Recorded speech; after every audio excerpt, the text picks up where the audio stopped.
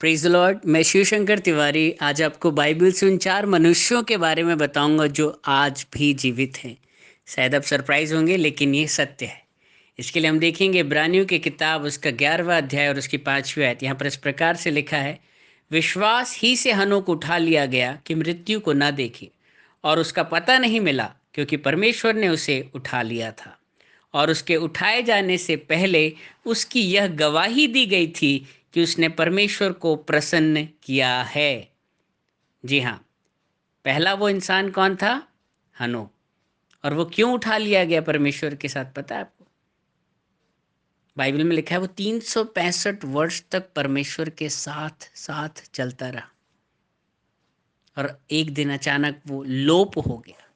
और यहाँ पर हमें इब्रानियों में इसका विवरण मिलता है कि परमेश्वर ने उसे उठा लिया था, और उसके उठाए जाने से पहले ये गवाही दी गई थी कि उसने परमेश्वर को प्रसन्न किया है। यदि आज आपका भी जीवन परमेश्वर को प्रसन्न करने वाला है, तो विश्वास मानिए, परमेश्वर भी आपको मरने नहीं देगा, आपकी देह को सड़ने नहीं देगा। हनोक के अंदर कोई 4 हाथ पांव या 2 दिमाग नहीं थे, कुछ स्पेशल बात नहीं थी। वो भी हमारे जैसे हाड़ मांस का बना हुआ दुख सुख भोगी मनुष्य था। जब वो परमेश्वर को इतना प्रसन्न कर सकता है, तो आप भी प्रसन्न कर सकते हैं। दूसरा मनुष्य एलिया। एलिया के बारे में हमने पढ़ा है कि अग्निमय रथ लेने के लिए उसे आए, और वो जीते उस अग्निमय रथ में बैठकर स्वर्ग में उठा लिया गया। पता है एलिया के साथ ऐसा क्यों हुआ? क्योंकि उसके अंदर परमेश्वर के प्रति एक जलन, एक पैशन और एक आग थी।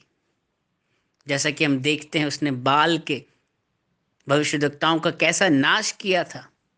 उसने बोला, आज देख लेते हैं कि कौन सच्चा परमेश्वर है, किसका परमेश्वर सच्चा है। वो आग, वो जलन उसके अंदर थी परमेश्वर के प्रति, वो पैशन उसके अंदर था।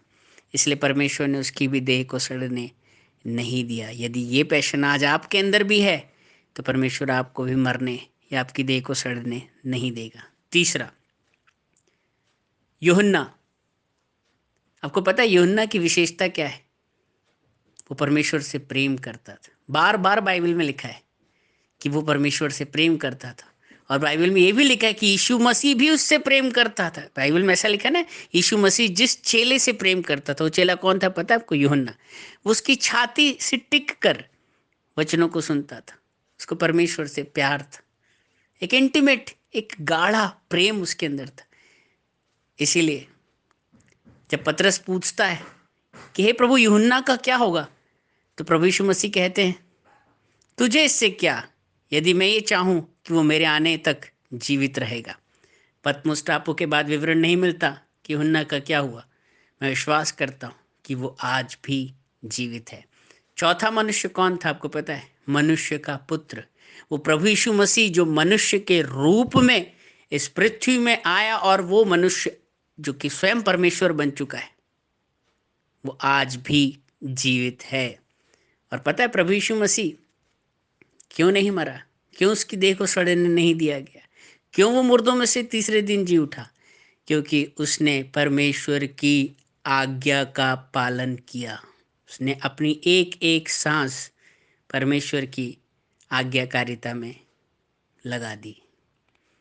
वो परमेश्वर की इच्छा को पूरी करने आया, और उसने परमेश्वर की इच्छा को वैसे ही पूरी किया जैसे परमेश्वर खुदा बाप चाहता था।